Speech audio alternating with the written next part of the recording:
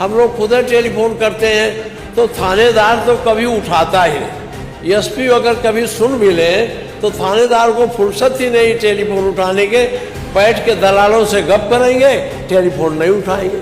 तो आपको ये आपका ये निर्देश है, और अगर ये पीठ की अवहेलना होती है तो व्यवस्थापिका की अवहेलना है। व्यवस्थापिका के अधिकारों को कमजोर करने की कोशिश हो रही है।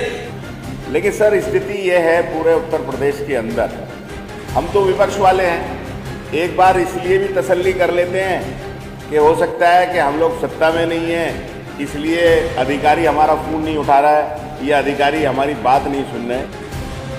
मानवर माननीय नेता प्रतिपक्ष ये भूल गए मान्यवर कि इसी सदन में 4 वर्दीधारी पुलिस वालों को मान्यवर इसी सदन में आपके द्वारा सजा दी गई।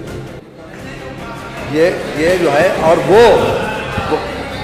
मान्यवर वोट दिया था तब आपने किया, आपने अपने तरफ से कुछ नहीं। मान्यवर ऐसा है, ये जो घटना हुई थी मान्यवर, ये 10 साल पुरानी थी मान्यवर, 10 साल पुरानी घटना हुई थी, करीब 20 साल पुरानी। प्लीज पॉलिटिकल मत बनाइए, अगर आप विषय की गंभीरता को समझना चाहते हैं तो पॉलिटिकल मत बनाइए। पॉलिटिकल बनाएंगे तो फिर वही उत्तर आएगा। नहीं, ये जो आरोप लगाया गया, वो इसीलिए मैंने कहा पॉलिटिकल कार्यपालिका व्यवस्थापिका पर हावी है मान्यवर, इस आरोप पे बहुत सख्त एतराज है मानना। आरोप मत लगाइए, हम उनके साथ नहीं है।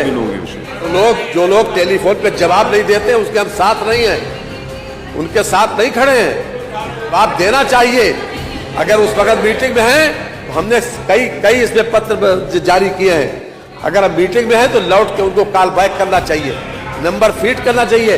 ये सारा के सारा ये जो शासनादेश जारी हुआ, इसमें ये इंस्ट्रक्शन भी है कि आप सभी लोगों के जनप्रतिनिधियों के नंबर नोट करें, उन नंबर का रिकॉर्ड रखें, और जब आप कभी आप उस वक्त अगर मीटिंग में है किसी वक्त तो लौट के कॉल बैक करें माने। ये भी है वाकई, और नहीं तो तुम्हारे खिलाफ कार्रवाई की जाएगी।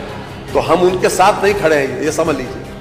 हो तुरंत हो, लेकिन इसमें सर मैं संतुलित बात रखना चाहता हूँ। हम लोग अभी यहाँ बैठे हैं, हमारी विधानसभा से बहुत महत्वपूर्ण कोई फ़ोन आ रहा होगा, वो हम नहीं सुन पाएंगे कि हमने अपना फ़ोन किसी सहयोगी को दिया है या हमारे सहयोगी का फ़ोन बहुत से लोगों के पास है, और वो इसको बैलेंस करेगा।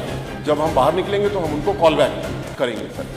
ये हम सब इस बात को समझते हैं सर। इसी प्रकार हम किसी सरकारी अधिकारी को फ़ोन करते हैं, वो फ़ोन उठा सकता है, क्या पता वो छुट्टी पे हो, क्या पता वो बीमार हो, क्या पता वो ICU में हो, और हमको जानकारी ऐसी नहीं होगी, हमें लगेगा फ़ोन नहीं उठा लेगा।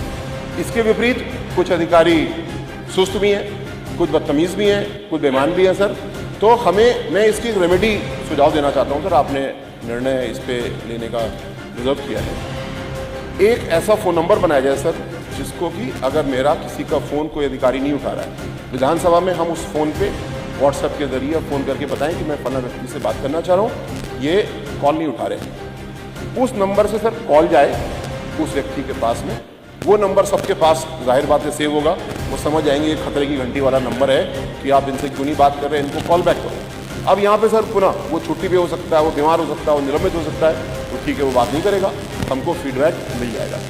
ऐसा सर एक प्रदेश स्तर पर नंबर बनाया जाए और एक जिले स्तर पर नंबर बनाया जाए, जिससे कि संतुलित तरीके से काम भी हो और इसकी पूरी रेमेडी पूरी हो।